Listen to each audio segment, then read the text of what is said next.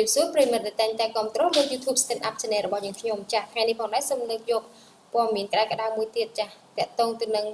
រឿងលំអិតស្ត្រីម្នាក់ត្រូវបានគេប្រទះឃើញដេកស្លាប់ទាំងកាយអាក្រាតសង្ស័យរំលោភហើយសម្លាប់ចាស់នេះគឺជារូបភាពរបស់ជនរងគ្រោះចាស់ខ្ញុំនឹងលំអិតបន្ថែមចាស់ខេត្តតាកែវស្ត្រីម្នាក់ត្រូវបានគេប្រទះដេកស្លាប់នៅក្នុងស្រែអមជើងប្រឡាយទាំងកាយអាក្រាតនេះបង្កឲ្យមានការភ្ញាក់ផ្អើលកើតឡើងកាលពីវេលាម៉ោង 9:47 នាទីព្រឹកថ្ងៃទី 11 ខែមករាឆ្នាំ 2017 ស្ថិតនៅតាមផ្លូវខ្នងប្រឡាយខាងត្បូងភូមិស្ថិតនៅក្នុងភូមិយល់ជេកឃុំជីខ្មាស្រុកទ្រាំងខេត្តតាកែវ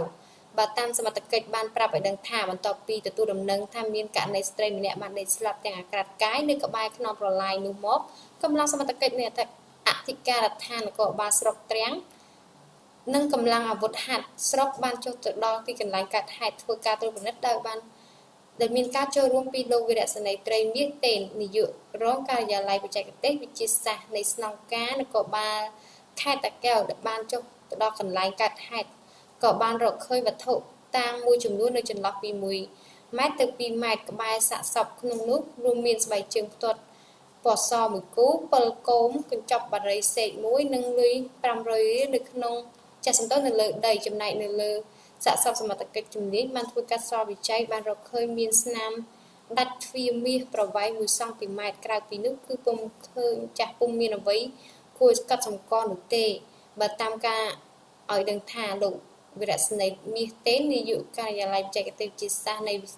ស្នងការដ្ឋាននគរបាលខេត្តតាកែវបានប្រាប់ឲ្យដឹងថាករណីខាងលើសមត្ថកិច្ចសន្និដ្ឋានថាជាករណីរំលោភសម្លាប់ដោយជនសង្ស័យអាចយកវត្ថុមកផ្ទុកផ្លូវដង្ហើមទៅបណ្ដាលឲ្យស្លាប់ដោយនៅលើខ្លួនសាកសពពុំមានសាកស្នាអ្វីក្រៅពីដាច់ទ្វារមាសបន្តិចនោះទេបន្ទាប់ពីធ្វើកសោវិจัยចាប់សពគ្រប់សមត្ថកិច្ចជំនាញក៏បានប្រគល់សាកសពឲ្យទៅអាជ្ញាធរមូលដ្ឋានយកតម្កល់ទុកនៅក្នុងវត្តថ្មផុសដើម្បីរងចាំសាច់ញាតិ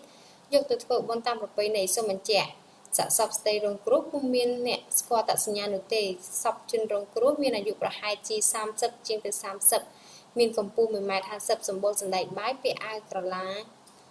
ការ៉ូដៃវែងខាងក្រៅវែងចាស់ខោជើងវែងពណ៌ស្វាយបើតាមសម្ដីលោកបេជ្ជវណ្ណាអធិការរងផ្នែកព្រហ្មទណ្ឌនៃអធិការដ្ឋាននគរបាលស្រុកទ្រាំងបានប្រាប់ឲ្យដឹងថាបើតាមការសន្និដ្ឋានរបស់សមត្ថកិច្ចស្ត្រីជនរងគ្រោះអាចជាមនុស្សវិកលចរិតដែលមកពីឆ្ងាយបានជួបនឹងប្រុសព្រានរំលោភនាងរហូតដល់ស្លាប់លោកបានបន្តទៀតថាកម្លាំងជំនាញកំពុងតែដុតដៃដុតជើងតាមរកជនល្មើសចាប់យកផ្ដន្ទាទោសទៅតាមច្បាប់នៅក្នុងនោះផងដែរបងប្អូនប្រជាពលរដ្ឋដែលនៅចំរោមមើលសាកសពស្ត្រីម្នាក់ដែលស្លាប់ពុំស្គាល់អត្តសញ្ញាណនោះបាននាំគ្នារៃអង្គាសម្នាក់ 1,000-2,000 រៀលបានចំនួនទឹកប្រាក់ 70,000 រៀលបកគោលឲ្យលោកមេភូមិចាត់ចែងបូជាសពក្នុងករណីរកគ្រួសារមិនឃើញចាស់នេះគឺជាសាកសពរបស់ជនរងគ្រោះពិតជាស្លាប់ពួកអាស្ធមមែនតើចា៎ឥឡូវព័ត៌មានទី1ក៏បានបញ្ចប់ទៅហើយដែរសូមចូលទៅព័ត៌មានទី2ចា៎ព្រៃផ្សៃណាស់រយៈពេលជាង1 ម៉ោងដល់ទៅ3 ដងប្រភពកោះសន្តិភាពថ្ងៃពុធទី 11 ខែមករាឆ្នាំ 2017 ម៉ោង 10:24 នាទីចា៎នេះគឺជារូបភាពរបស់ជនល្មើសហើយនឹងក្មេងស្រីរងគ្រោះផងដែរចា៎ករណីចាប់រំលោភគឺមានជារៀងរាល់ថ្ងៃតែម្ដងចា៎ខេត្តប្រជែកបុរសកំឡោះចាស់ម្នាក់ត្រូវបានសមត្ថកិច្ចចាប់ខ្លួនបញ្ជូនទៅតុលាការនៅព្រឹកថ្ងៃទី 11 ខែមករាឆ្នាំ 2017 នេះដោយចាត់ប្រកាន់ថាបានចាប់រំលោភក្មេងស្រីបានសម្រេចរហូតដល់ 3 ដងក្នុងរយៈពេលតែជាង1 ម៉ោងព័ត៌មានខាងលើគឺបន្តលម្អិតព័ត៌មានល្មមណាស់សូម្បីក្មេងស្រីក៏មិនលើកលែងចា៎សមត្ថកិច្ចបានដឹងថាជនសង្ស័យឈ្មោះស៊ុំលឹមអាយុ51ឆ្នាំជាកំឡោះចាស់ជាកម្មករស៊ីឈ្នួលដកដំឡូងស្នាក់នៅភូមិក្រញូងសែនជ័យខាងជើងឃុំក្រញូងសែនជ័យស្រុកស្នូលខេត្តប្រជែកមានស្រុកកំណើតនៅភូមិអញ្ចាញឃុំក្របៅស្រុកកំចាយម៉ាខេត្តព្រៃវែងលឹមចាស់ត្រូវបានកម្លាំងនគរបាលព្រហ្មទណ្ឌស្រុកស្នួលចុះចាប់ឃាត់ខ្លួនបានភ្លាមកាលពីរសៀលថ្ងៃទី 8 ខែមករាឆ្នាំ 2017 បន្ទាប់ពីទទួលពាក្យបណ្ដឹងពីឪពុកក្មេងស្រីរងគ្រោះចំណែកក្មេងស្រីរងគ្រោះឈ្មោះខដល់រទើបតែអាយុ 14 ឆ្នាំប៉ុណ្ណោះចា៎យោងតាមពាក្យបណ្ដឹងឪពុកក្មេងស្រីរងគ្រោះបានដឹង ឲ្យសមត្ថកិច្ចដឹងថាមុនពេលកើតហេតុជនសង្ស័យបានទៅទិញស្រា2លីត្រយកទៅផឹកនៅក្នុងរោងកម្មករលុះមួយសន្ទុះក្រោយមកជនសង្ស័យក៏ហៅក្មេងស្រីរងគ្រោះឲ្យយកស្រាបៀរ3កំប៉ុងឲ្យរោងគេ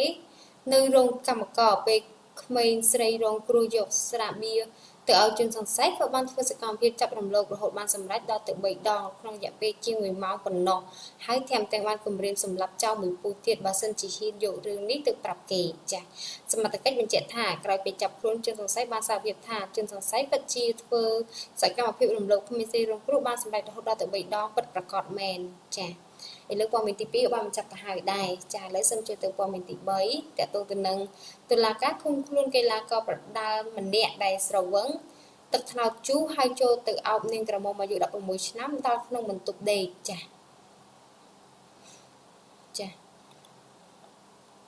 ភ្នំពេញកីឡាករប្រដាល់ម្នាក់ហាត់នៅក្លឹបសុភានូមានជ័យដែលស្រវឹងទឹកថ្នោតជូរហើយទៅប្រទូសគេនាងក្រមុំអាយុ16ឆ្នាំ